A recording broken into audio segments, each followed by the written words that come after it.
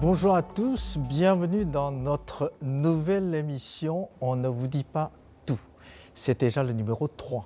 Dans les deux précédents, nous avons parlé de trains à haute vitesse chinoise, nous avons parlé aussi de la pollution et vos réactions sont très encourageantes.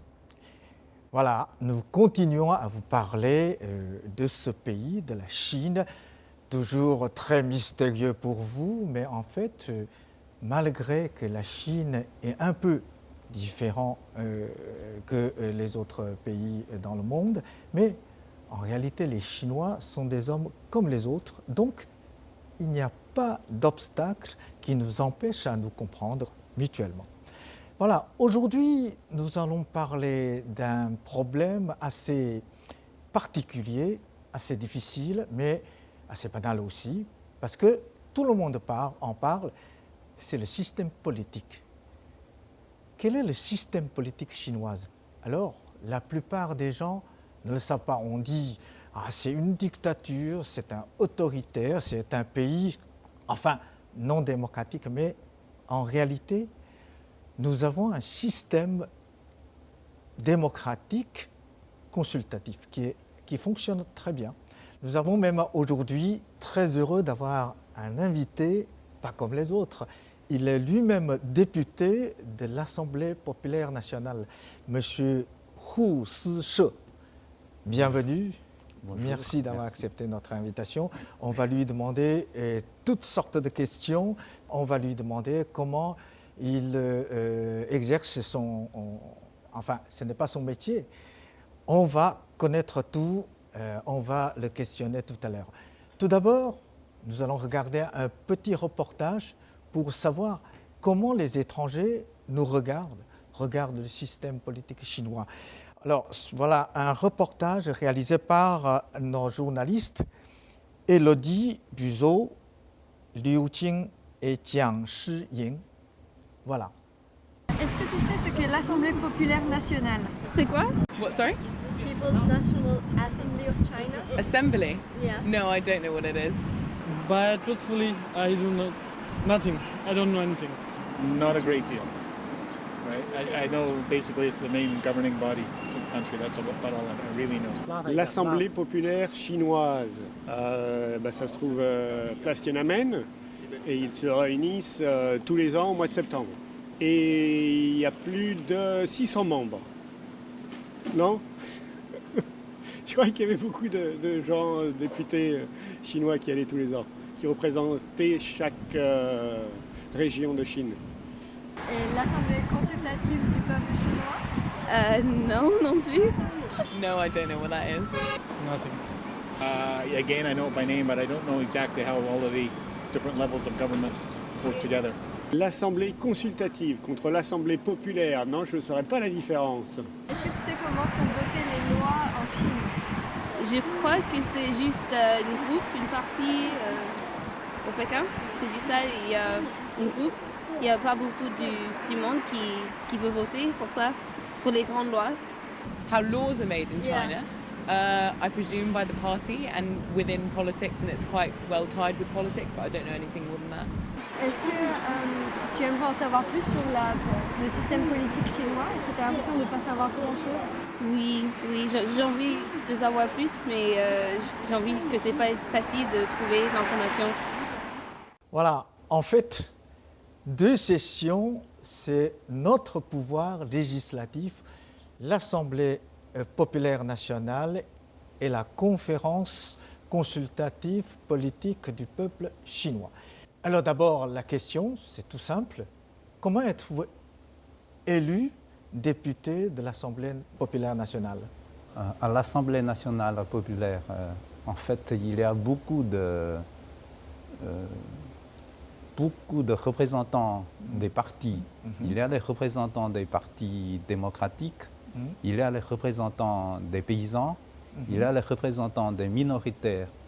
Donc, je fais partie des représentants du Parti démocratique. C'est-à-dire, vous n'êtes pas membre du Parti communiste chinois? Non, Voilà. je représente en fait comme député, je représente le Parti démocratique.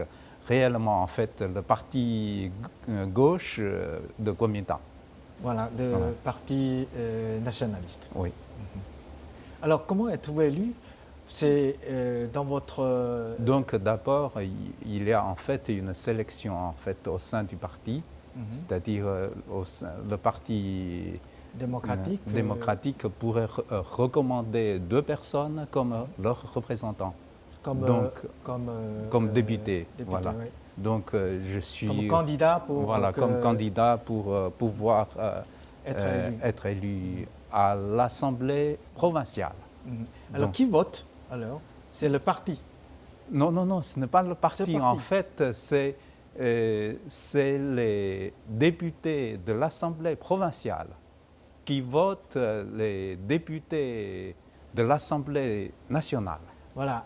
Tandis que les membres députés nationaux sont votés par députés régionaux. Voilà. Et députés régionaux sont votés par qui alors? Il y a plusieurs niveaux. Il y a le niveau provincial, il y a aussi le niveau de la ville qui est sous le niveau de la province. En fait, c'est une élection pas directe, mais indirecte. Voilà, à partir, par exemple, à partir des villes.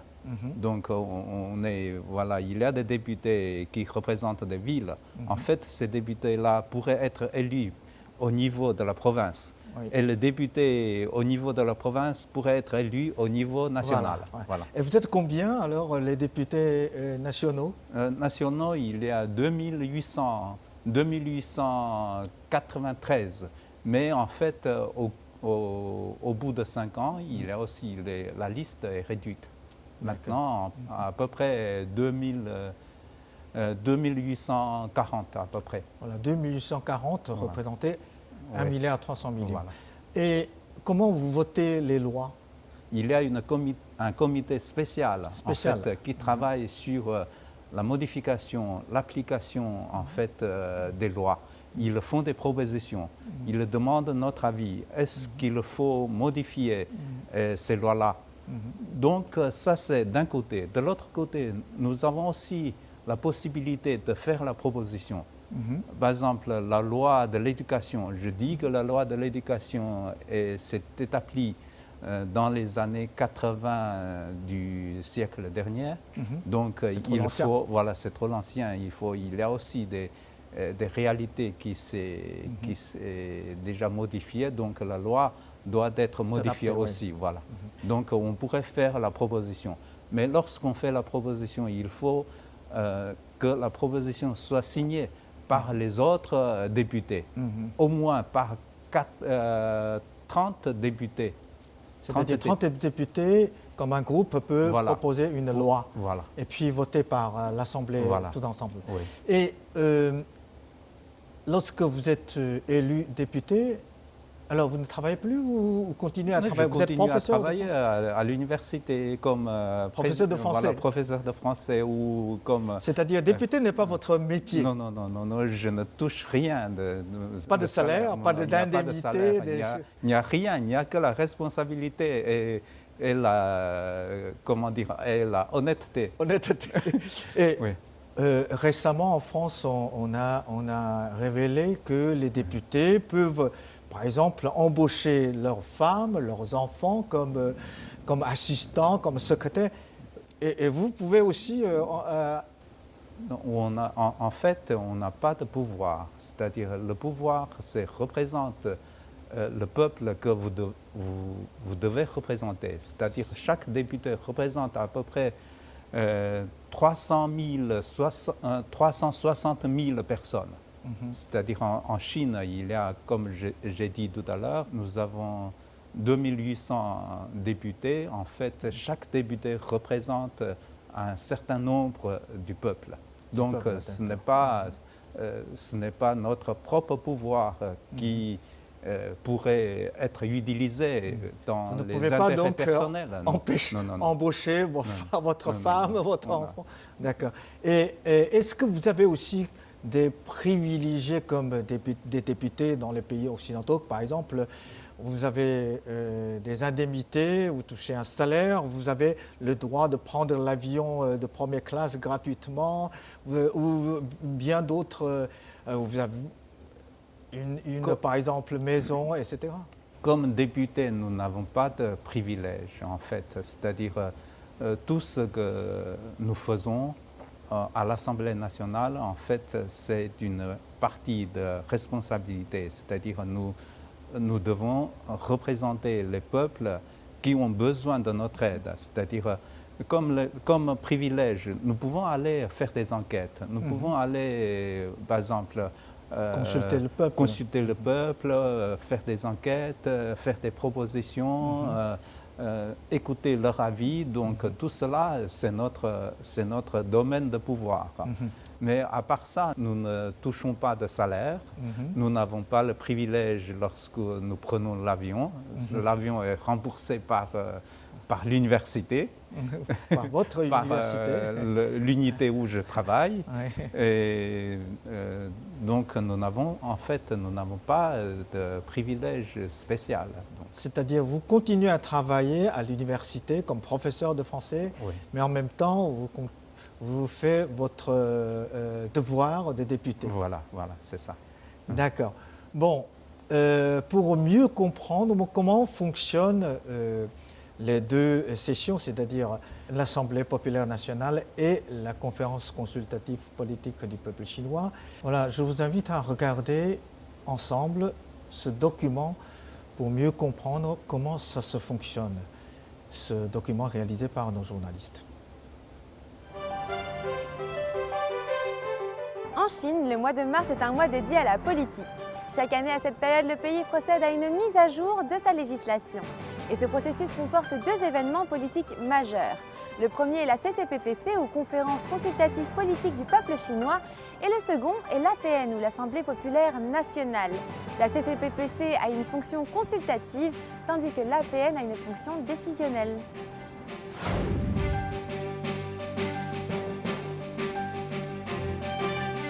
Aujourd'hui, je vous propose d'examiner de plus près la CCPPC. Chacune de ces sessions réunit des représentants du Parti communiste chinois, mais également d'autres partis politiques du pays, des délégués syndicaux et des représentants d'organisations non partisanes. Des Chinois venus de Macao, de Hong Kong, de Taïwan ou revenus de l'étranger y assistent également, ainsi que des représentants de branches professionnelles et des personnalités invitées. Le 12e comité entré en fonction en 2013 pour une durée de 5 ans compte 2237 représentants âgés en moyenne de 56 ans. 18% d'entre eux sont des femmes et 11,5% d'entre eux appartiennent à une minorité ethnique de Chine. Chaque membre du comité de la CCPPC, porteur de suggestions pour améliorer les lois qui régulent son secteur professionnel, sa province ou des questions d'ordre national. Des réunions en groupe réduit ou en session plénière permettent l'adoption de suggestions qui seront soumises à l'APN. Fait surprenant, par le biais des personnalités invitées, la CCPPC est également devenue l'occasion pour des célébrités bien connues du public, mais qui n'ont rien à voir avec la politique, de faire entendre leur voix. Ainsi, Jackie Chan, la star de cinéma, ou Yao Ming, le joueur de basketball, ont tous deux pris part à la CCPPC. Et Yao Ming a porté à l'ordre du jour la cause des éléphants d'Afrique, dont l'ivoire est très prisé sur le marché chinois. Voilà. Monsieur le député, je voudrais bien vous demander, vous connaissez bien, vous êtes député, vous connaissez bien l'Assemblée populaire nationale et vous connaissez bien aussi le système français, parce que vous parlez français. Alors, quand vous comparez les deux pouvoirs législatifs, alors, quels sont les points forts du côté chinois et du côté français et quels sont les points faibles de notre côté et comment nous devons améliorer? Oui, donc en fait, les points forts en fait pour la partie chinoise, je dis qu'en fait, on pourrait représenter en fait tous les peuples chinois. En fait, au sein de l'Assemblée populaire nationale, nous avons en fait des représentants de toutes les parties. Les minorités, Hong Kong, Taïwan, les partis démocratiques, etc. En fait, ça pourrait toucher tous les domaines du développement de la société. Donc ça, c'est notre point fort. Mais le point faible de notre Assemblée populaire nationale, c'est que nous avons une mission en fait. Chaque année, nous se regroupons ensemble, nous discutons en fait le rapport en fait du travail du gouvernement. Nous faisons des propositions en fait au sein de l'Assemblée populaire nationale et nous discutons ensemble comment on pourrait faire dans l'année prochaine. C'est-à-dire nous votons aussi le projet de l'année prochaine du gouvernement.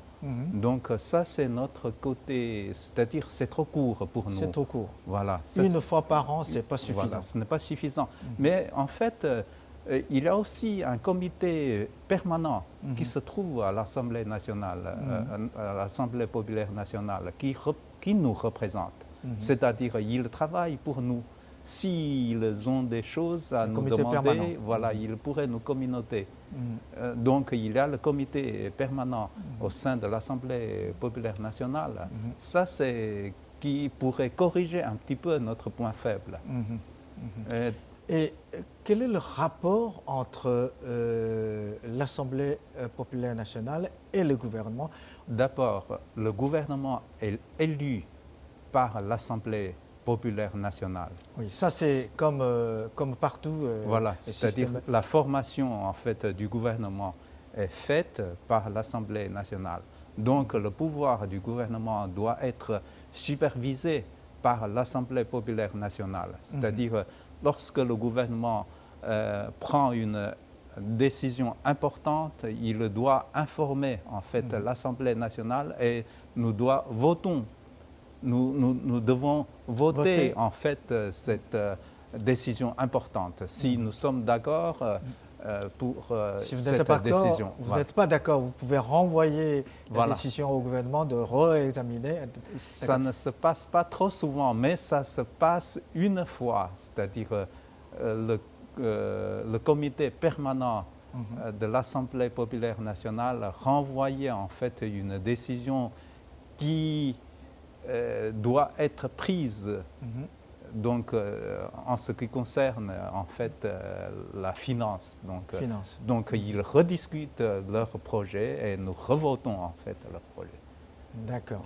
Bon, et la différence entre l'APN et la conférence consultative politique du peuple chinois, quelle est la différence? C'est à peu près, vous êtes chambre bas, consultatif, conférence consultative, c'est un peu ressemble aux chambres hautes. Non, c'est totalement différent. En fait, c'est-à-dire l'Assemblée nationale qui a le pouvoir de prendre la décision, c'est-à-dire on pourrait, premièrement, on pourrait voter le gouvernement.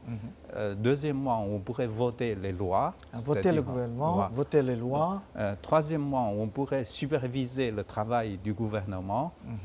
Donc, la conférence consultative aussi pourrait superviser, mais ils font simplement des propositions. Il ne peut pas voter le gouvernement, par exemple. Non. C'est conférence consultative, en fait. Voilà, c'est consultatif. D'accord. Bon, alors, pour mieux comprendre comment ça se fonctionne, un député comme M.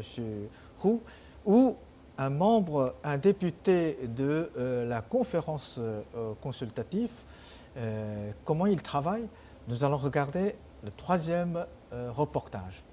Pour siéger à la CCPPC, il faut être recommandé par ses membres. Parmi eux, Li Wu fait partie des représentants des milieux professionnels. Comme les autres, délégué de la CCPPC n'est pas son emploi à plein temps.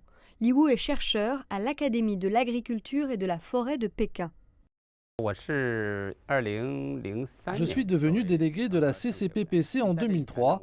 Avant cela, j'ai été délégué 2 fois au niveau de la municipalité de Beijing. Quand j'ai été recommandé en tant que délégué national de la CCPPC, j'ai senti peser une responsabilité encore plus lourde. S'agissant de mon domaine d'expertise, cela signifie réfléchir à la question du développement agricole sur un plan national. L'unité de base de la production agricole en Chine, c'est l'exploitation familiale. Les produits agricoles ne peuvent pas être commercialisés immédiatement. Ils doivent d'abord être stockés dans les villages. Selon les données que j'ai pu collecter, les produits frais agricoles, légumes ou fruits, enregistrent des pertes autour de 25%. Pour le maïs, on enregistre 7 à 8% de pertes, mais pour la pomme de terre, on a des pertes au-dessus de 10%. Pourquoi ne pas impliquer l'État afin qu'il mette en place des installations et des équipements simples et fournir des formations techniques aux paysans afin de réduire le niveau des pertes? Après soumission de nos propositions, le ministère de l'Agriculture et le ministère des Finances les ont étudiées avec beaucoup d'attention et ils ont mis en place un fonds spécial. À ses débuts, il y a 4 ans, le fonds représentait 500 millions de yuan. En 2016, il atteignait déjà la somme d'1,2 milliard de yuan. Cela permet aux agriculteurs d'obtenir des avantages substantiels.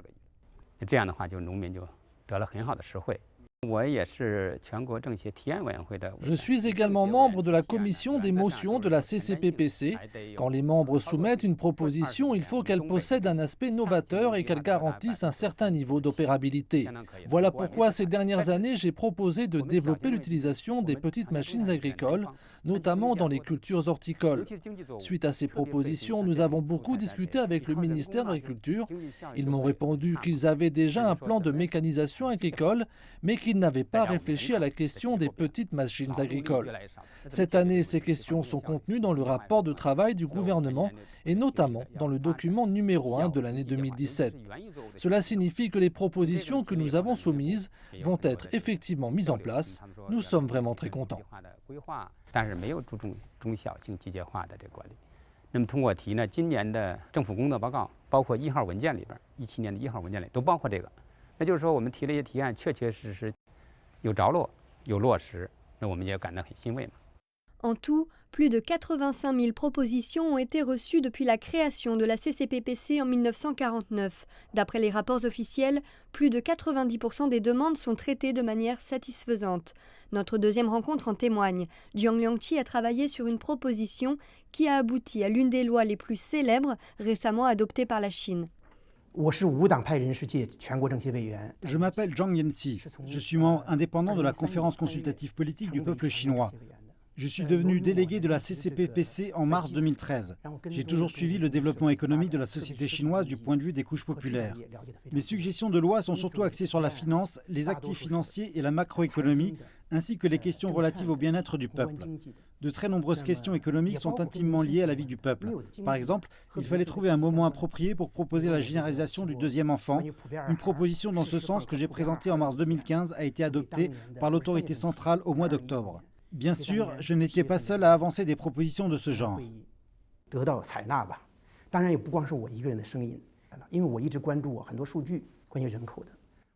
J'ai toujours porté beaucoup d'intérêt aux questions démographiques.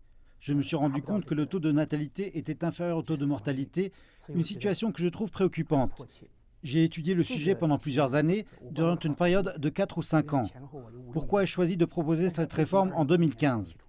Je pense que le timing est très important sur un sujet pareil et il fallait tenir compte des capacités du pays à supporter cette réforme et de s'assurer que les mesures prises soient parfaitement adéquates. Afin de compléter mes recherches, je me suis rendu dans une famille qui avait perdu son enfant unique. J'en ai conclu qu'une démographie dynamique était essentielle pour garantir la vitalité d'une nation. J'ai donc finalement proposé cette loi en 2015. Chaque année, plus de 5000 propositions de loi sont soumises durant la session de la conférence consultative, résultat du travail et des débats libres des délégués. Je pense que la démocratie peut prendre plusieurs formes. L'important est d'observer les résultats concrets et de ne pas regarder juste en surface. La démocratie peut s'exprimer autrement que par le bulletin de vote et le parlementarisme comme en Occident. Notre démocratie délibérative est très efficace. Ce système consultatif est très bien adapté aux nécessités du développement économique et social de la Chine. Et comme ce député de la conférence consultative, il a fait une proposition d'assouplir la politique de l'enfant unique. Hein. En fait, ça touche à tout le monde, à nous tous. Ce n'est pas une partie de la population. Voilà, une fois en fait la proposition est faite, en fait la loi, lorsque la loi doit être modifiée, la loi doit être votée par l'Assemblée. Donc ils peuvent faire des propositions. Nous pouvons aussi faire des propositions. Mais lorsque ces propositions sont regroupées à l'Assemblée nationale, nous discutons ensemble que si c'est nécessaire, nous passons à la vote. C'est-à-dire vous votez la loi, voilà. Eux, ils font des propositions. Voilà. D'accord. Mais depuis un certain temps, comme le début de notre émission, les étrangers ne connaissent pas en fait nos deux sessions, nos pouvoirs législatifs. Pourquoi c'est toujours apparemment c'est pas suffisamment ouvert, c'est pas suffisamment transparent. Comment peut-on faire comprendre comment fonctionne notre démocratie consultative? Oui, il y a en fait deux choses qu'on doit en fait distinguer en fait l'une de l'autre. La première chose, c'est que en fait les étrangers ils connaissent simplement en fait un système uni, c'est-à-dire un modèle uni, tandis que la Chine en fait a une longue histoire et c'est trop compliqué pour nous d'avoir un système politique qui marche très bien. Donc il faut trouver en fait un système qui pourrait s'adapter à notre pays. Mais en fait, ce système politique en Chine est inconnu pour les étrangers puisque premièrement, les étrangers connaissent un seul système, c'est-à-dire ils refusent de connaître en fait, ce système chinois qui existe. Qui est différent. Voilà, ils ne connaissent pas à fond en fait ce système, ils simplement vouloir nous donner en fait un système existant. En fait, ce système existant, on ne sait pas si ça pourrait s'adapter à la Chine. Donc, il faut trouver un système qui pourrait s'adapter à la Chine. Je pense que ça, c'est très important pour nous. Donc, c'est-à-dire, certains étrangers, en fait, comme ils ne connaissent pas, ils refusent à connaître notre système. Ça, c'est le problème. C'est pour ça que nous devons, en fait, leur donner des informations. Les transparences, en fait, ça, c'est en fait des points à améliorer dans l'avenir. Mais en réalité aussi, le but de ce système, on parle souvent d'une phrase de Mao Zedong, dit que servir le peuple. Le pouvoir législatif, maintenant, s'il veut être plus efficace chez nous, comment peut-on faire des réformes pour améliorer le pouvoir législatif en Chine? Donc ça, je pense que ça, c'est un problème très important pour nous. Premièrement, en fait, la décision doit être proposée par le gouvernement. Lorsque le gouvernement prend une décision, en fait, cette décision doit servir le peuple. En fait, ça, c'est le but de notre système. Lorsque une décision est mauvaise, on ne peut pas voter une mauvaise décision. Donc, mais comment on pourrait trouver en fait une bonne décision? Il faut trouver des bonnes personnes qui pourraient prendre une bonne décision. Mais ces bonnes personnes, il faut voter. Lorsqu'on forme un gouvernement, il faut voter par notre Assemblée. Donc, maintenant, il faut trouver un système qu'on choisisse en fait les bonnes personnes qui pourraient prendre la bonne décision. C'est-à-dire, ce système-là, il existe déjà lorsqu'on élit en fait les membres du comité permanent. Par exemple, il y a, je ne sais plus combien, il y a 400 ou quelques membres du comité permanent, mais en fait, la vote est à la différence. C'est-à-dire, nous avons plus de candidats que les membres élus. Donc, dans ce cas-là, ils font très attention à l'avis du peuple, à notre avis. Mais dans ce cas-là, peut-être c'est d'une amélioration. S'il veut être élu, il faut qu'il travaille bien. Voilà, pour le peuple. Sinon, oui, d'accord. Voilà, merci beaucoup, Monsieur député, Monsieur Hu Siche. Et merci aussi à nos téléspectateurs. Merci pour votre fidélité et à la prochaine.